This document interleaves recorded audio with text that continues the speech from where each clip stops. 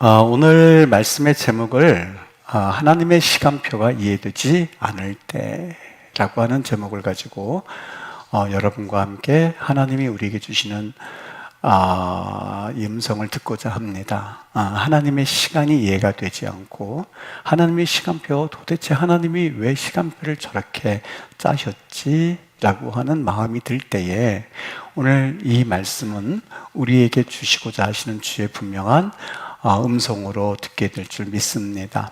여러분, 삶을 우리가 살아가면서 어떤 거는 그래 합당해 이렇게 되는 부분도 있습니다만 대부분의 경우 이게 왜 이렇게 일이 돌아가지? 라고 하면서 그 상황이 쉽게 이해되지 않는 경우를 종종 보게 됩니다. 하나님이 도대체 뭘 원하는 것이지?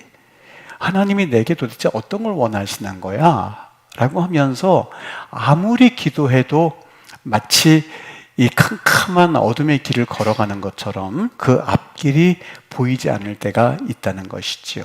하나님께 기도했는데도 왜 이런 환경이 되었는지, 하나님께 구하였는데도 왜 이런 환경에 내가 빠져들게 되는지, 모든 것 하나님 앞에 기도했고, 또 그리고 심지어는 응답도 받았는데 그 응답과는 그 환경이 정반대로 흘러갈 때에 우리는 그때부터 혼란스러워합니다. 그런데 그 당시에는 잘 몰랐다고 한다 하더라도 시간이 지나고 나면 하나님께서 왜 이렇게 인도하셨구나 하는 것을 우리가 알 때도 있고 그리고 그것에 대해서 참 감사하다. 하나님이 이른 것도 아니고 늦은 것도 아니고 참 적절할 때 응답하셨구나 하는 것을 느끼면서 하나님께 참 감사하다.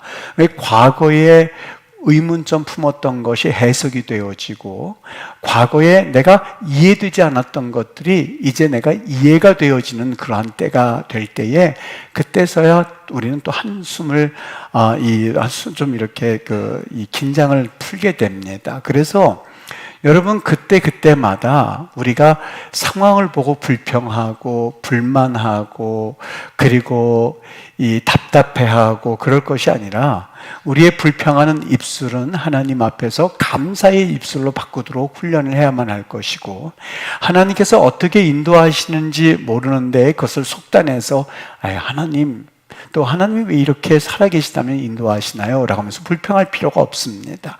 하나님의 지혜는 사실 우리가 이해하기에는 너무너무 그분의 지혜가 광활하고 크고 놀라워서 그것을 이해하기가 쉽지 않다는 거죠.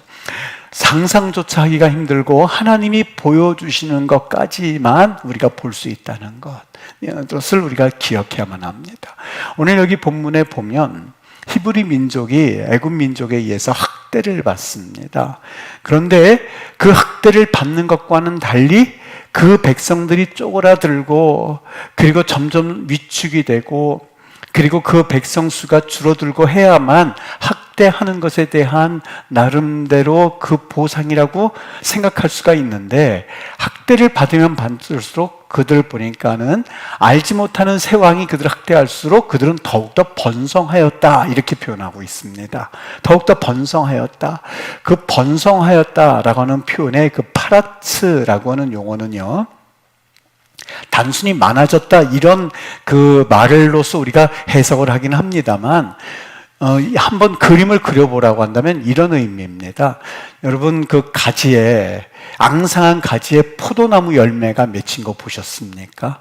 어떻게 포도나무가 맺혀지죠? 포도가 꽉 차가지고 하나를 툭 껴내도 그 포도가 있었던 자리가 전혀 티가 나지 않을 만큼 아주 탱글탱글하게 맺혀져 있는 거 있죠? 이거를 모두 다 파라츠라고 말합니다. 이 가끔 가다가 이 동태 알을 이렇게 건질 때가 있는데 여러분 동태 알을 보면 어떻습니까? 알탕을 보면 어떻습니까? 알탕을 볼 때마다 먹기 전에 꼭 생각하는 게 있어요. 알이 탱글탱글해가지고 그 알이 있는 걸 보면서 도대체 내가 이 먹는 알의 수가 얼마나 될까? 수억 개인가? 아니면 엄청나게 많을 텐데 얼마나 될까? 그러면서도 이 알이 모두 다 부화가 돼서 바다에 퍼지게 되면 사실 바다는 동태로 가득 찰 텐데 이런 생각을 하면서 알을 보고 있지는 않습니까? 이게 모두 다 파라츠입니다. 그러니까 오늘 성경에선 단순히 많아졌습니다 라고 하는 것을 말하고자 함이 아니라, 성경은 그들이 학대를 받으면 받을수록 지금 그려놓은 이미지 있지요. 포도알이나 동태알이나 파라치요. 그 수가 걷잡을 수 없이 꽉 차다고 여겨질 만큼, 위협을 느낄 만큼 그들이 막 번성해져 가는 것을 말씀해주고 있는 것이죠. 지난주에 이러한 사건은 하나님께서 창세기 46장에 야곱이 이제 이스라엘 땅에서 애굽의 땅으로 내려갈 때에 마음으로는 불안했어요.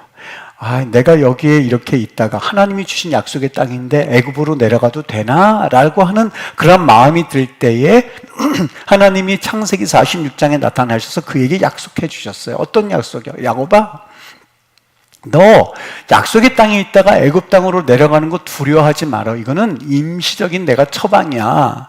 두려워하지 마라. 내가 너로 거기에서 큰 민족을 이룰 것이고 라고 분명히 말씀을 하셨거든요. 그러니까 창세기에서 약속하신 그 말씀이 출애굽기에서 어떻게 성취되었는가 하는 것들을 하나님께서 전폭적으로 그리고 한 문장으로 보여주셨는데, 학대를 받으면 받을수록 그 민족이 탱글탱글하여지더라 큰 민족이 된다는 것을 그대로 보여주기 위해서 하나님이 그 말씀을 하신 거예요. 그러니까 이것은 하나님의 언약의 성취예요. 하나님이 약속하신 것이 이루어지는 그런 상황이거든요. 이런 상황 가운데서 이제는 더 이상 견디질 못하고 이 바로가 어떤 정책을 쓰냐면, 안 되겠다, 산의 아이거든 나일강에 버려버리고 계집 아이거든 그냥 두어라. 우리가 노예로 쓰고, 그리고 걔네들은 힘을 우리와 대항할 수 있을 만한 힘이 없기 때문에 그냥 두거라 라고 하면서 그런 정책을 씁니다. 근데 하나님이 그 산파를 통하여서 은혜를 입게 하셔서 그 바로에게, 우리가 히브리 여인에게 가기 전에 저들은 강건하여서 아이들을 금방금방 낳습니다 라는 그러한 말로서 자신들은 잘 위기를 모면하고, 그리고 산의 아이들은 계속해서 나오고 있는 상황입니다. 이때에 레위 지파의 한 사람이 있었습니다. 여러분, 레위 지파는 누구냐면 하나님께서 법궤를 위해서, 하나님의 제사를 위해서 특별히 선택해 놓은 믿음의 족속이었었던 이스라엘 중에서도 믿음의 핵심이 레위 족속이거든요. 레위 남자 하나가 결혼을 했는데 누구하고 결혼했냐면, 거기 보니까 한 레위 여인에게 장가를 들었습니다. 그런 둘이 결혼 생활을 하다 보니까 아이가 생겼는데 고민거리가 되기 시작했던 거예요. 왜요? 분명히 지금 아주 흉흉한 시대가 되어서 남자아이가 되면 나일강에 버리라고 그랬고, 여자이면 살리라고 그랬으니 두 사람은 두 손 붙잡고 당연히 이렇게 기도했지 않았겠습니까? 하나님, 우리에게 아이가 생긴 것을 감사합니다. 그런데 한 가지 기도 제목이 생겼습니다. 절대로 여자아이가 나오지 않게 하시고, 거꾸로겠죠. 남자아이가 나오지 않게 하시고 여자아이가 나오게 해주세요. 남자아이가 나오면 나일강가에 버려야 됩니다. 하나님, 여자입니다. 딸아이입니다. 남자아이가 낳게 한다면 이 정책이 지나가고 난 다음에 그때는 괜찮지만 지금은 안 됩니다. 하나님, 그들이 금식하면서 기도했을 거예요. 딸이 나오게 해주세요. 딸이 나오게 해주세요. 여자아이가 나오게 해주세요. 그들은 정말 마음을 다해서 기도했을 거예요. 하나님 앞에 간절히 기도했을 거예요. 그리고 출산을 했는데 보니까 아들이었었어요. 여러분, 우리가 불평하는 것은요, 우리가 때로는 믿음 생활할 때 갈등이 생길 때는 뭐가 갈등이 그리고 불평이 생기느냐? 하나님의 시간표와 나의 시간표가 전혀 맞지 않을 때에, 하나님의 시간과 내 시간이 맞지 않을 때에, 하나님이 정해놓으신 그 하나님의 그 길과 내가 생각하는 그 길이 맞지 않을 때에, 그때부터 사실 고개를 갸우뚱하기 시작합니다. 믿음의 거장 느헤미야가 하나님 앞에 간절히 기도했습니다. 하나님, 저 유다 땅에 지금 회파되어지고 성문이 불에 탔다고 합니다. 하나님, 저 성문을, 그리고 저 유다 땅을 다시 회복할 수 있도록 하나님 좀 도와주세요. 나라도 사용해 주세요 라고 하면서 기슬월 12월에 그 이야기를 들었어요. 그리고 나서 왕 앞에 나갔는데 너무너무 자기 얼굴이 수심이 가득했던 모양이에요. 왜 그랬을까? 기슬월서부터 니산월까지 4월 달까지가 기도했음을 알 수가 있어요. 근데 응답되지 않았던 거예요. 하나님께서 왕의 마음을 움직여주세요. 하나님, 저 유다 땅을 도울 수 있도록 해주세요. 근데 응답이 없는 거예요. 그러니까 그 니산월이 됐을 때 왕 앞에 나갔을 때 수심이 가득하였던 거예요. 왜 그랬을까? 자신이 기도했던 내용과 하나님이 응답하지 않으시는 그 시간표가 맞지 않을 때에 느헤미야도 얼굴에 수심이 가득했다라고 말씀하고 있어요. 여러분, 하나님이 내 생각대로 움직여주고 하나님이 내가 원하는 대로 기도를 들어주시고 그리고 하나님이 내가 바라는 대로 보여주실 때에 그것을 우리가 바라고 있는데 그렇게 되지 않을 때 우리는 불안해요. 이렇게 되어져야만 하는데 하나님이 아들을 주셨으니 왜 하필이면 이럴 때 아들을 주셨던 걸까? 지금까지 하나님이 내게 몇 달 동안이고 기도하게 하셨는데 왜 이렇게 하신 걸까? 하나님, 좀 우리 생각에 아기는 좀 잘 돼야 되는 것 아니겠습니까? 착하게 살고, 아니 한 사람에게도 억울하게 하는 그런 없었던 선인들이 여러분 때로는 여러 가지 안 좋은 일을 당하게 되면 마음 아프지 않습니까? 아니 사고를 당했는데 아니 그 착한 사람이 법 없이도 살 사람이 왜 그런 일을 당했대? 라고 하면서 여러분 조금 이상하지 않습니까? 오늘 여러분들만 그 의문을 품은 것이 아니라 성경의 인물들이 이미 그런 단계를 경험했어요. 시편 73편에 가서 보면 아삽의 시라고 하는 그 시가 나옵니다. 그런데 그의 생각에 하나님은 내 생각대로 움직여야 된다고 생각했고, 그리고 정말 이 세상은 하나님이 오르신 하나님이고 공의의 하나님이시니 악한 사람들은 좀 가다가 넘어져서 코도 한번 깨지고 그리고 뚝 떨어져가지고 한 대 맞아서 눈탱이도 이렇게 좀 버지고 그래야 되고, 그리고 의인들은 사실상 보호하고 지켜주셔야 되고 뒤로 넘어져도 다 그냥 스펀지가 깔려지고 좀 이러한 일이 있어야만 사실 하나님은 살아계시냐고 볼 텐데 세상이 거꾸로 되기 시작한 거예요. 이해가 되지 않은 것이 시작한 거예요. 옳은 사람은 하나님 앞에 오히려 벌을 받고 있는 것 같고 악하고 못된 사람들은 오히려 잘 되고 있는 것 같고, 그러다 보니까 그가 이러한 시를 쓰고 있는 것을 볼 수 있는데 시편 73편 4절 말씀입니다. 읽어드릴 테니 여러분 보세요. 쉬운 성경으로 쓴 걸 읽어드립니다. 그들은 악한 사람들을 말해요. 아주 하나님이 없다고 여겨지도록 행동하는 사람들을 말해요. 그들은 마음에 갈등도 없고 몸은 건강하고 강합니다. 그들에게는 우리가 겪는 어려움들이 없고 다른 사람들처럼 불행한 일들도 일어나지 않습니다. 그러므로 그들은 교만을 목걸이로 삼고 폭력을 옷으로 입고 있습니다. 그들의 굳어진 가슴에는 악한 생각이 가득 들어있고 교만한 생각은 끝이 없습니다. 그들은 다른 사람들을 헐뜯고 악한 말을 하고 거만한 태도로 남을 위협하기도 합니다. 9절, 입으로는 하늘을 대적하고 혀로는 땅을 두루 다니며 악한 말을 내뱉습니다. 하나님의 백성들도 그들을 따르는 무리와 한편이 되어서 물을 들이키면서 뭐라고 그러느냐? 하나님이 어떻게 알겠어? 지극히 높은 하나님이 뭘 알고 계시겠어? 라고 말합니다. 이것이 악한 자들이 사는 방식입니다. 언제나 편안하게 살면서 재산은 점점 더 늘어갑니다. 하나님 이럴 수가 있습니까? 하면서 탄식하는 내용이 시 73편의 내용이에요. 아삽의 마음 가운데에 악한 사람들은 일이 안 돼야 되고 사는 동안 고생을 해야 되고 평생에 골골골골 거려야 되고 죽을 때도 고통스럽게 죽어야 된다고 생각하고 하나님을 욕되게 하는 데는 당장 그렇게 하셔야 된다고 생각하는데 현실은 그렇지 않다는 거예요. 답답한 거예요. 기도하기 시작한 거예요. 하나님 이럴 수가 있습니까? 하나님 저들이 하는 말을 보십시오. 거짓말하고 악한 말을 내뱉습니다. 하나님 그냥 두시겠습니까? 요게벳이 이해가 되지 않았던 거예요. 하나님, 이 아이는 태어나지 말았어야 했었어요. 태어나자마자 나일강가에 버리게 할 거라면 왜 태어나게 하신 거예요? 이왕 태어나게 하시려면 이 정책, 사내 아이를 모두 날강에 던지라고 하는 정책이 끝난 다음에 하셔야죠. 하나님 이런 운명의 장난이 어디 있습니까? 하나님 주시자마자 버리신다고 한다면 왜 주신 거예요? 레위 사람 이 요게벳과 아므람이 무슨 마음을 품었을까? 여러분들은 그런 마음 없습니까? 살아가면서 나는 한 번도 하나님을 왜 하나님 이루시자는 마음 안 품었습니다. 아니요.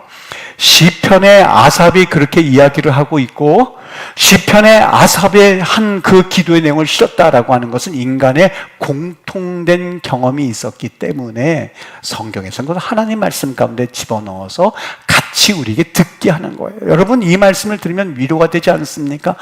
나도 그랬는데, 나도 하나님 앞에 이러한 불평을 하고 살았는데, 나도 지금 이 문제 때문에 고통하고 있는데, 나도 이런 문제를 가지고 지금 씨름하고 있는데, 그런 마음이 들지 않습니까? 더더군다나 여러분, 하나님이 참 어떻게 보면 야속하게 느껴질 만한 일이 있는데 이 요게벳의 이름입니다.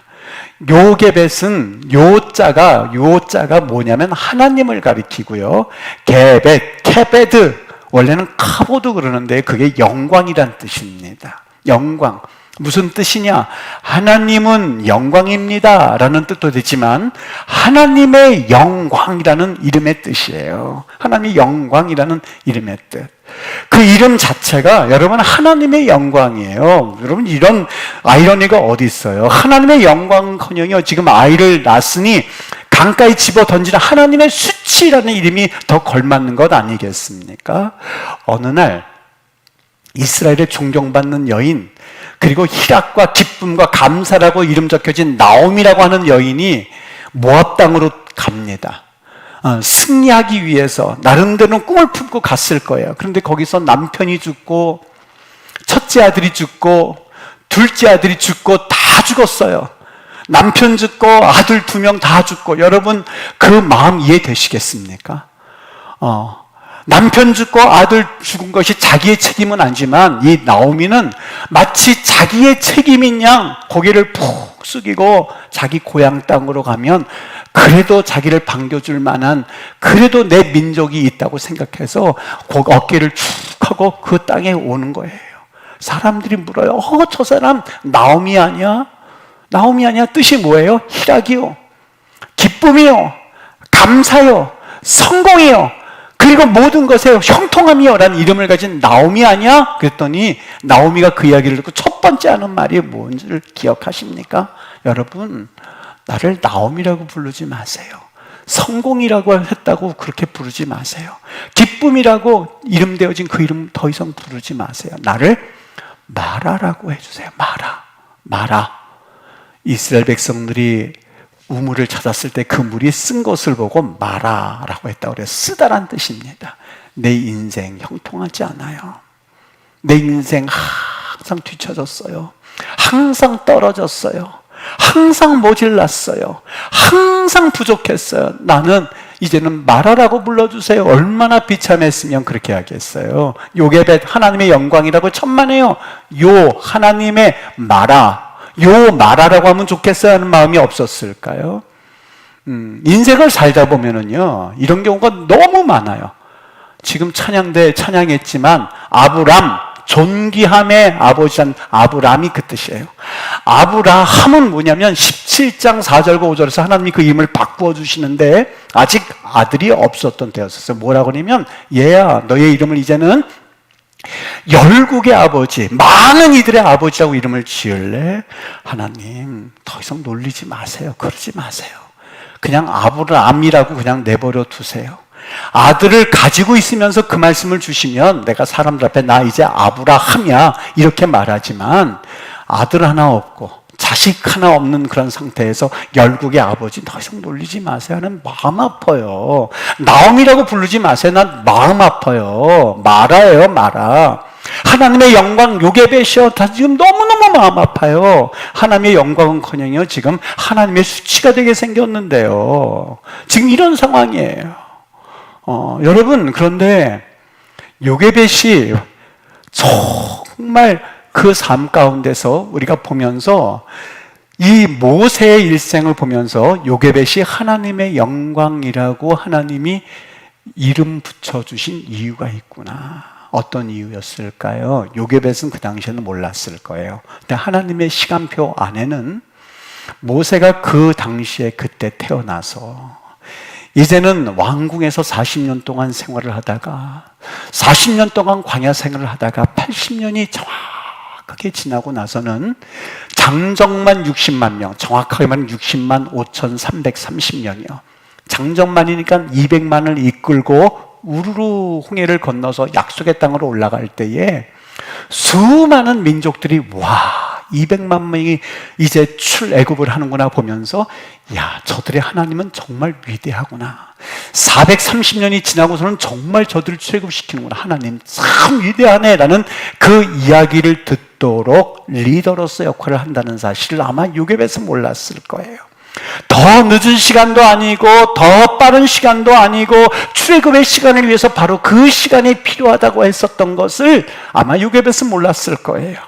바로 지금 남자아이는 나일강에 던지라고 했을 때에 그 던짐의 사건이 있었던 바로 그때 태어나서 하나님이 정말 하나님의 정확한 타이밍에 시간표대로 움직이고 있었다는 것을 아마 요게벳은 아직까지는 몰랐을 거예요.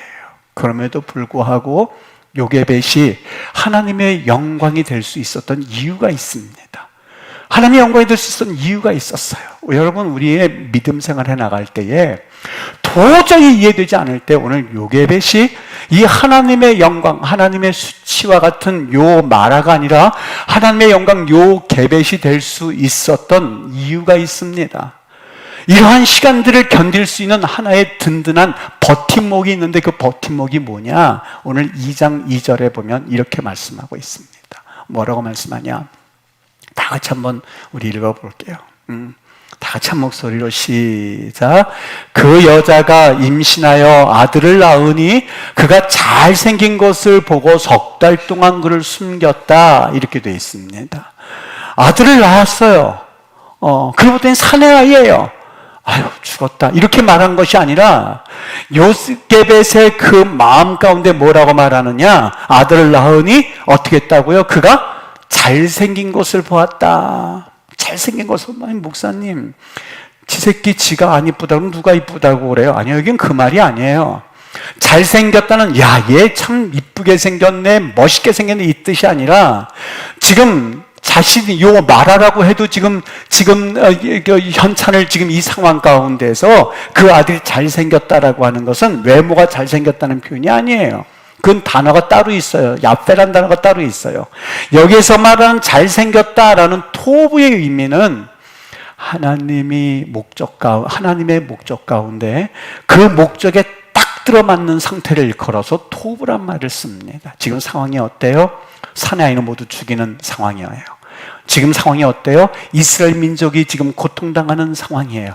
무언가 여기 하나님이 뜻이 있다고 그는 그 마음 가운데 다짐하고 또 생각하고 있을 쯤에 아들을 봤을 때 번뜩 하나님의 말씀이 생각나기 시작했던 거예요. 뭐예요? 분명히 이 백성들을 내가 다시 애굽에서 약속의 땅으로 인도해 낼게 라고 하셨던 그 하나님의 말씀들이 하나하나 이어지면서 하나님이 이 자녀를 통하여서, 이 아이를 통하여서, 내 지금 힘든 이 와중에 태어난 이 아이를 통해서 하나님의 약속이 이루어지겠는 걸이라고 하는 믿음의 눈으로 자녀를 보기 시작했다는 것이 토부의 의미예요. 여러분, 이 말씀은 신약 성경에 있는 모든 신약에 영감된 저자들이 인정하는 말씀이에요. 뭐라고요? 사도행전 7장 20절 말합니다. 그때 모세가 낳는데 하나님이 보시기에 아름답더라.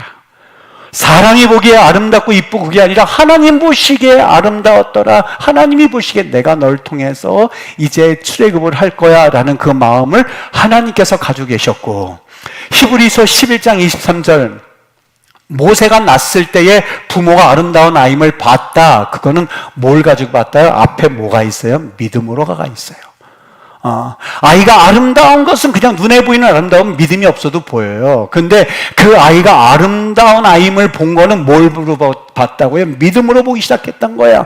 이야, 얘를 통하여서, 이 아이를 통하여서, 그리고 이 자녀를 통하여서 하나님이 이 지금 이스라엘 백성의 고통 고통을 분명하게 해결할 것이고, 그리고 그 백성들을 이끌어 하나님이 저 약속의 땅으로 인도하시겠다고 창세기 46장에서 말씀하셨는데 혹시 라고 하는 믿음이 발동되기 시작했었던 거예요.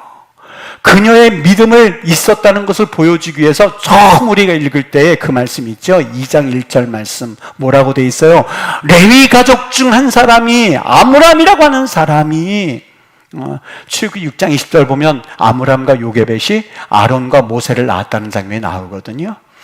레위 가족 중 한 사람 아므람이 아무나 보고 택해서 결혼한 게 아니라 뭐라고 돼 있어요? 레위 가족 중 한 사람이 레위 여자에게 장가들어. 왜 자꾸 레위라는 말을 반복적으로 보여주고 있어요? 믿음의 사람이 하나님의 선한 것을 보기 위하여서 믿음의 여인을 택하여서 믿음으로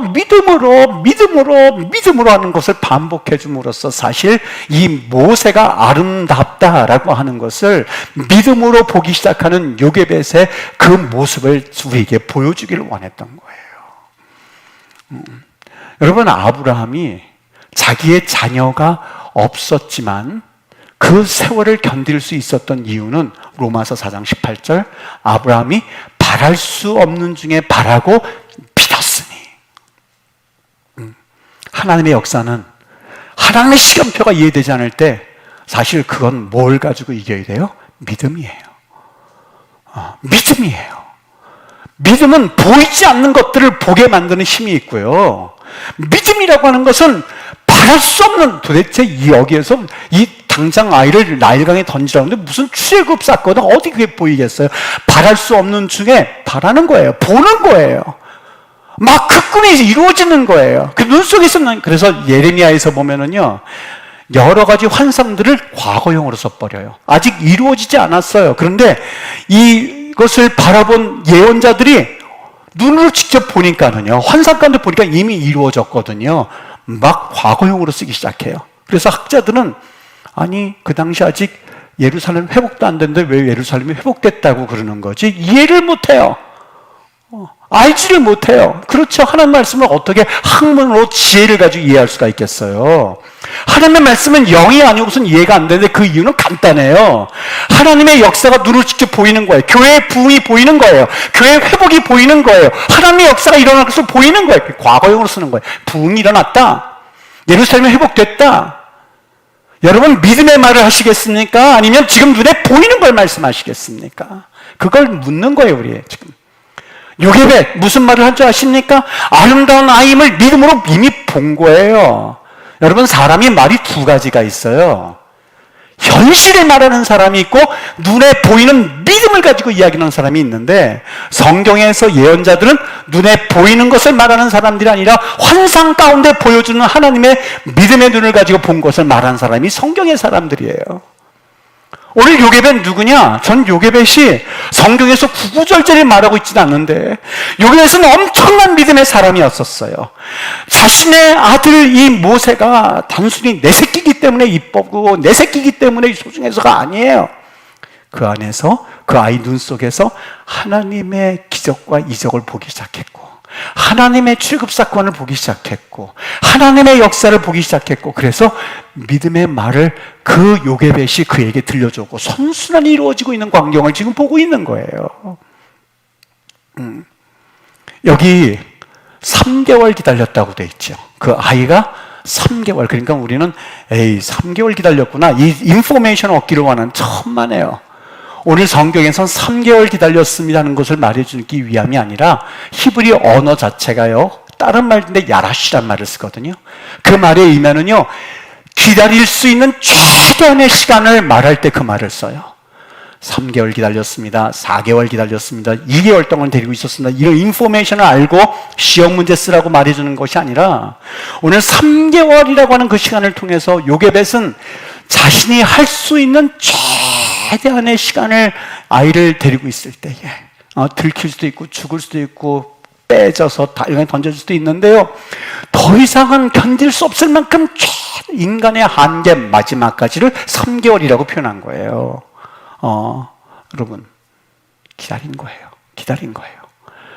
우리 사람이 제일 못하는 게 뭐라고 생각하십니까? 여러분들 보시기에 우리 인간들이 제일 못하는 게 뭘까요? 뭘까요?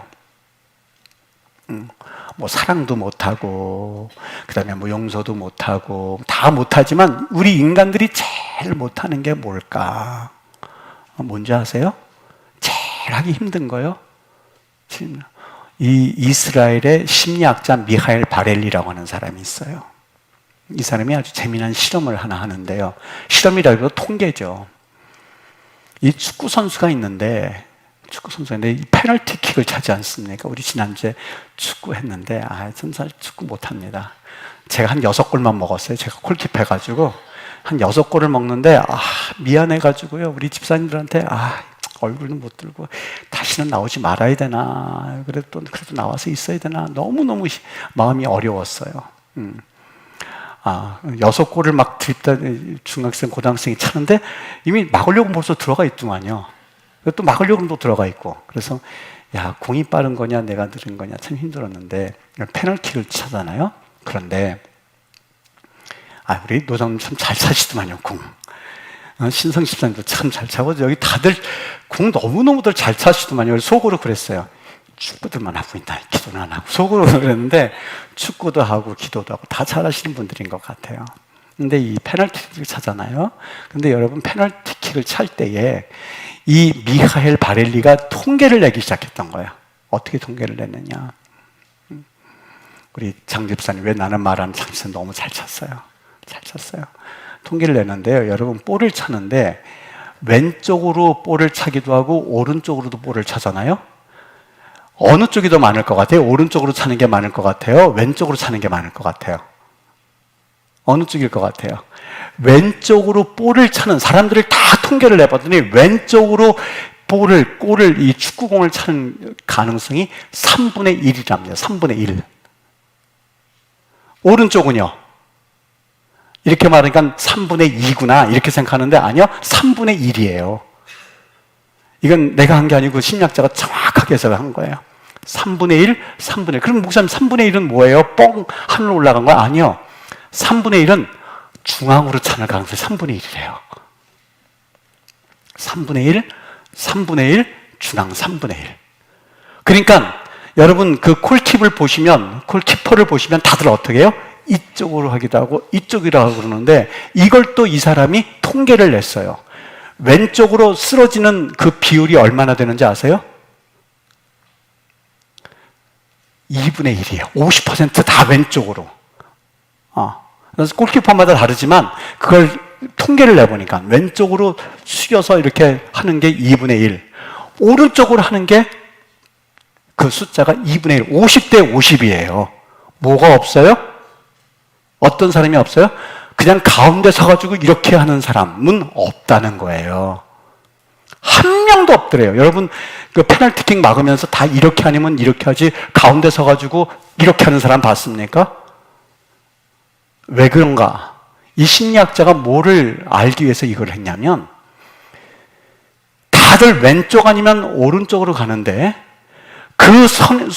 그냥 가만히 서서 이렇게 해도 확률은 똑같아서 이렇게 해도 괜찮은데, 멍청이처럼 그 자리에 멈춰 서서 이렇게 했을 경우에 공이 왼쪽으로든지 오른쪽으로 스쳐 지나가는 것을 보고 있기보다는 비록 틀린 방향이지만 자기가 몸을 날리는 것이 훨씬 더 나아 보이게 하려고 위해서 사실 이쪽 아니면 이쪽을 한다는 거예요. 절대로 이렇게 있다가 쑥 들어가면 바보 같잖아요. 멍청이 같잖아요. 이렇게는 절대 안 한다는 거예요. 이거를 얘기했어요. 그러면서 그 사람이 뭐를 이야기하려고 하냐면 이 심리학자 미하엘 바렐리가 이런 얘기를 합니다. 인간은 절대 기다릴 수 없는 존재라고 하는 거.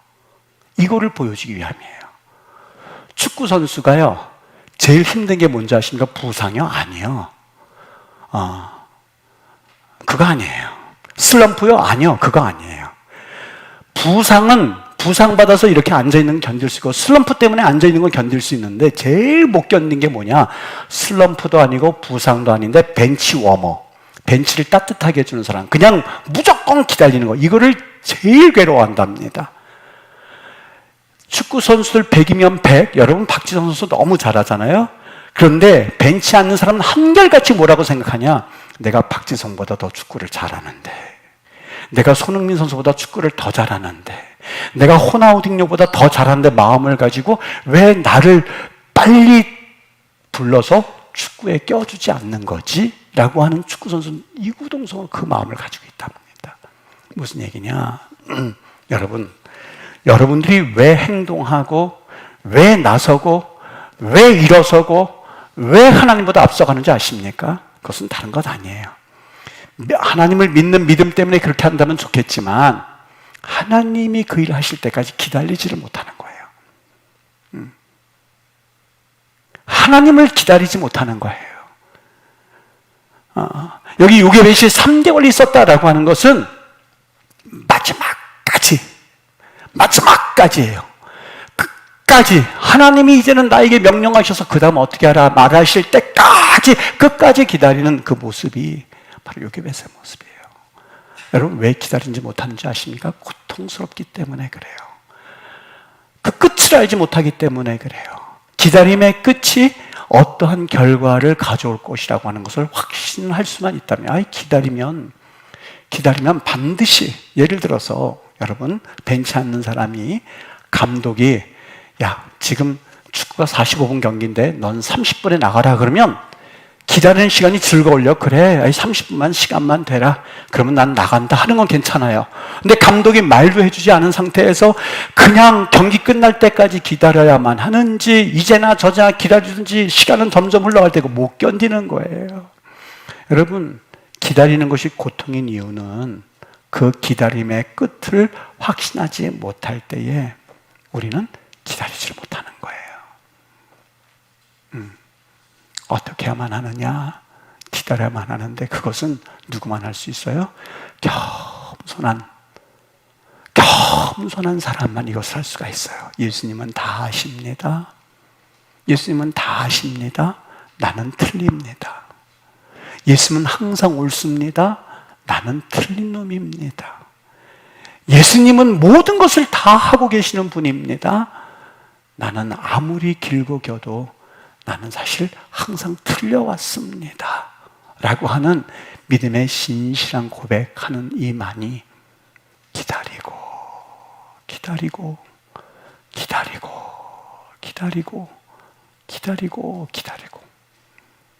요게벳 어떤 인물이었느냐?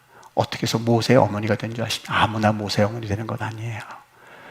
아무나 모세의 어머니 되지 않아요. 모세를 봤을 때에 믿음의 눈을 가지고 모세가 하나님이 택하시고 하나님이 일하시는 또 하나의 엄청난 우리 하나님의 도구요 위대한 시대의 인물로서 쓰실 거야 라고 하는 것을 믿음의 눈으로 보기 시작했고, 그리고 기다림, 주체가 하나님이라는 것을 분명히 알고 있었죠. 기다리는 사람은 기다리게 하는 사람이 올 때까지 기다려야 기다림이에요. 내게 기다림의 주체가 있는 것이 아니라 그 사람이 올 때까지라고 하는 어떻게 보면 피동적인 자세여야만 해요. 내가 주인이 아니에요. 내가 주인이라면 내가 언제까지 오시오라고 말을 하지요. 그 기다림의 은혜가 그 요게벳에는 있었고, 이 두 가지 사실은 하나님의 시간표가 이해되지 않을 때에 그럼에도 불구하고 요게벳의 자녀였던 모세를 통해서 하나님이 일을 하실 수 있는 이유였었고, 그것을 통해서 하나님은 결실을 맺으실 수가 있었던 거죠. 만약에 요게벳이 석 달이었는데 한 달이라든지 두 달이라든지 2달하고 28일이었다든지 아니면 될 대로 되라 휙 던져버렸다면 또 어떻게 됐을까? 누가복음 8장 15절은 말합니다. 좋은 땅에 있다는 것은 착하고 좋은 마음으로 말씀을 듣고 지키어서 그냥 결실하는 게 아니라 뭐로 결실한다고요? 인내로 결실하는 자니라. 누가복음 21장 19절, 너희의 영혼을 얻는데 뭘로 얻는다고요? 너희의 인내로 너희 영혼을 얻으리라. 여러분, 구원을 얻는데 어떤 사람이 얻는다고요? 끝까지 견디는 자. 끝까지 견디는 자가 구원을 얻는데요. 그게 바로 우리 주님이 우리에게 주신 말씀이에요. 살아가면서 하나님의 시간표 이해할 수 없어요. 여러분, 자전 도는 소리도 듣지 못하는데 우리 인간이 한계가 있는데 그걸 어떻게 다 하나님의 뜻을 알겠어요. 하나님의 길은 내 길보다 높아서 우리 인간의 이성으로는 절대 이해가 되지 않는 부분이 얼마나 많은데요. 여러분, 내일 일 조금이라도 아실 수 있어요? 1시간 있다 무슨 일이 일어날지 여러분 알고 계세요? 몰라요. 우리 한계예요. 그럼에도 불구하고 하나님의 시간표가 이해되지 않아서 입으로 범죄하고 불평하고 불만하고 원망하고 하는 일이 정당하다고 보십니까? 요배를 향하여서 하나님께서 너 내가 천지를 만들 때 내 옆에 있었니? 내가 바다를 한정 지을 때 너 그게 어떻게 지었는지 알고 있니? 바닷물길 속을 알고 있니? 하나님 계속 말씀하시잖아요. 무슨 얘기냐? 겸손하게 하나님은 옳습니다. 나는 틀립니다. 라고 하면서 여러분 그 하나님을 인정하세요. 주님의 시간에, 주님의 시간표에 하나님이 이루실 것을 믿으시고 여러분 삶 가운데 정말 내가 믿음이라는 것이 무엇인지, 하나님을 믿는다는 것이 무엇인지를 내 삶에서 구체적으로 경험하는 또 한 주간의 생활이 되기를 주의 이름으로 축원해요. 듣는 것으로 끝나지 마십시오. 듣는 것으로 끝나지 마세요. 흘려보내지 마세요. 이건 생명이에요.